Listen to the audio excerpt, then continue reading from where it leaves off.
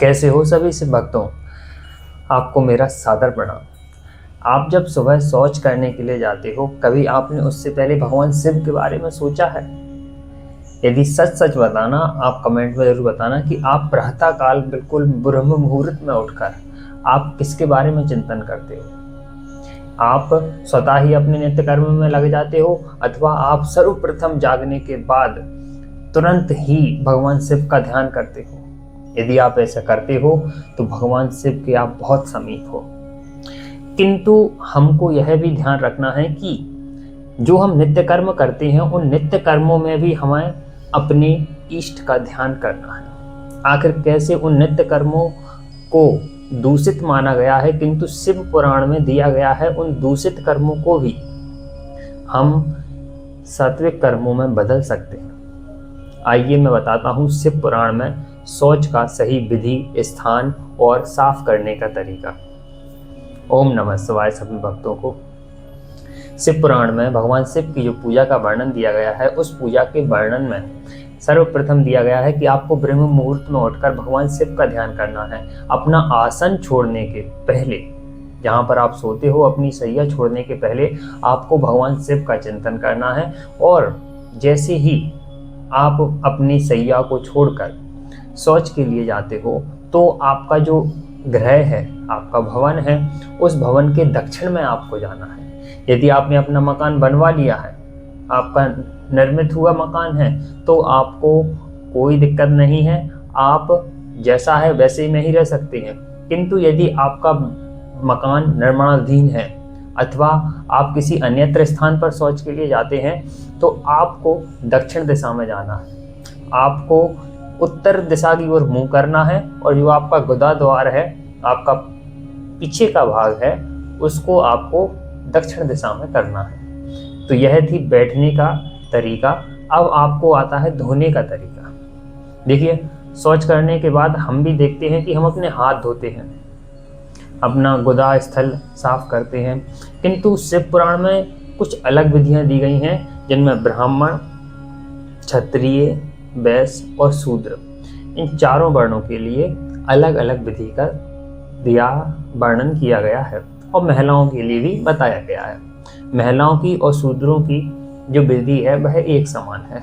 सर्वप्रथम आपको इसमें एक स्वच्छ मिट्टी की आवश्यकता होगी। स्वच्छ मिट्टी का अर्थात है मतलब जो अपनी साफ मिट्टी है, जैसे हम काली मिट्टी मान सकते हैं, मतलब साफ मिट्टी होनी चाहिए। उससे हमें अपने गुदा वाले स्थान को शौच के बाद धोना है, मिट्टी का लेप करना है, उसके बाद उसको साफ करना है। जो इसमें साफ साफ दिया गया है कि जो ब्राह्मण है वह 5 बार, जो ब्राह्मण है वह 5 बार शुद्ध मिट्टी के लेप को लगाएगा अपने गुदा द्वार से। उसके बाद जो क्षत्रिय है वह 4 बार, और जो वैश्य है वह 3 बार, और जो शूद्र है वह 2 बार अपने गुदा द्वार पर स्वच्छ मिट्टी का लेप लगाएगा और उससे अपने गुदा द्वार को साफ करेगा। यह है शौच साफ करने का तरीका। आपको स्वच्छ जल से साफ करना है।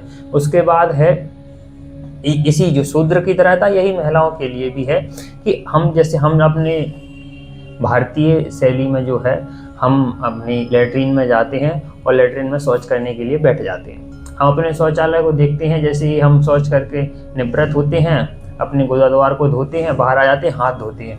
किंतु हम जितनी स्वच्छता से अपने हाथ धोते हैं, हमने कभी उतनी स्वच्छता से अपने गुदा द्वार को नहीं धोया है। तो ये हमें परम आवश्यक है। यदि आप एक शिव भक्त हैं, अपने गुदा द्वार को भी उसी तरह स्वच्छ कीजिए जिस तरह हम अपने हाथों को स्वच्छ करते हैं। हमारे पास वर्तमान समय में मिट्टी की आवश्यकता कम होती जा रही है, जिस प्रकार गाय बैल की भी आवश्यकता कम होती जा रही है। आधुनिक युग है तो हमें मिट्टी की आवश्यकता कम होती जा रही है। तो हमको साबुन का इस्तेमाल करना है। जब प्रातःकाल आप शौच करके निवृत्त हो, तो उसी समय आपको अपने गुदा द्वार को साबुन से धोना है। आपको एकदम स्वच्छ रहना है।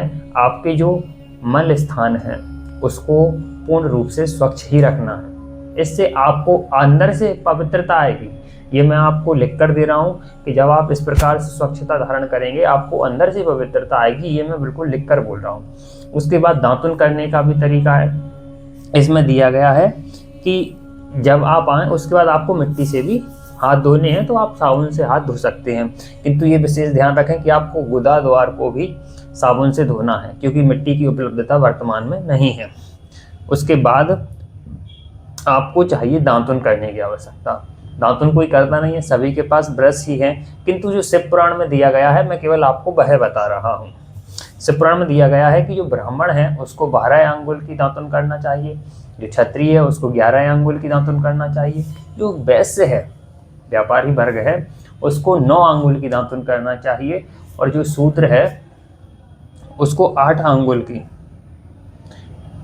नहीं, वैश्य को 10 अंगुल की दांतुन करना चाहिए और शूद्र है उसको 9 अंगुल की दांतुन करना चाहिए। तो इस प्रकार से दांतुन का भी विभाजन किया गया है कि किस वर्ण को किस प्रकार की दांतुन का उपयोग करना चाहिए।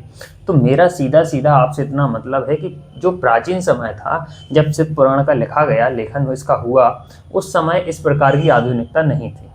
आधुनिकता नहीं थी, और जो हमारा हिंदू धर्म है वह वास्तविक तौर पे सीधा सीधा प्रकृति से जुड़ा हुआ है। हमारा एकदम सस्टेनेबल, जिसको बोलते हैं ना आज के युग में, सस्टेनेबल क्रियाओं के द्वारा हमारे धर्म को बनाया गया है। तो उसी सस्टेनेबिलिटी के लिए दांतुन और मिट्टी का प्रयोग किया जाता है, किंतु वर्तमान समय में क्या आ गया है, ब्रश आ गया है। उस ब्रश से आपको कैंसर होता है ये आपको पता नहीं हुआ, किंतु दांतुन से तो आप जानते हो कि आपकी जो दांत हैं उनका व्यायाम होता है दांतुन करने से, क्योंकि जब दांत को हम अपनी दांत से दबाते हैं तो इसमें व्यायाम होता है। तो मैंने आपको बताया कि शिव पुराण में शौच करने का और दांतुन करने का क्या तरीका है। इस प्रकार आप जैसे दांतुन करके निपटते हैं, उसके बाद आपको एक तीर्थ क्षेत्र में जाना है। तीर्थ क्षेत्र अर्थात जहाँ पर जलाशय है, उस जलाशय में आपको स्नान करना है। स्नान के दौरान आपको भगवान शिव का ध्यान करना है, भगवान सूर्य को प्रणाम करना है। उसके बाद आपको स्वच्छ और धुले हुए कपड़े ही धारण करना है, और इन धुले हुए कपड़ों को धारण करने के बाद आपको भगवान शिव की पूजा अर्चना करना है। यह शिव पुराण में वर्णित है जो मैंने आपको बताया। यदि आप यह करने में अक्षम हैं, किंतु आप अपने मन को स्वच्छ रखिए। आप आपके जो स्थान है, जो मलद्वार है, चाहे वह आपका लिंग हो, गोदा द्वार हो, उसको आपको स्वच्छ रखना है। साबुन से धोइए, पूर्ण स्वच्छ रखिए, स्वच्छ कपड़े पहनिए, तभी आप मन से भी शुद्धता और निर्मलता ला पाएंगे। आप भगवान शिव के भक्त हैं, शिव के समीप जाने का और प्रयास कीजिए। ओम नमः शिवाय।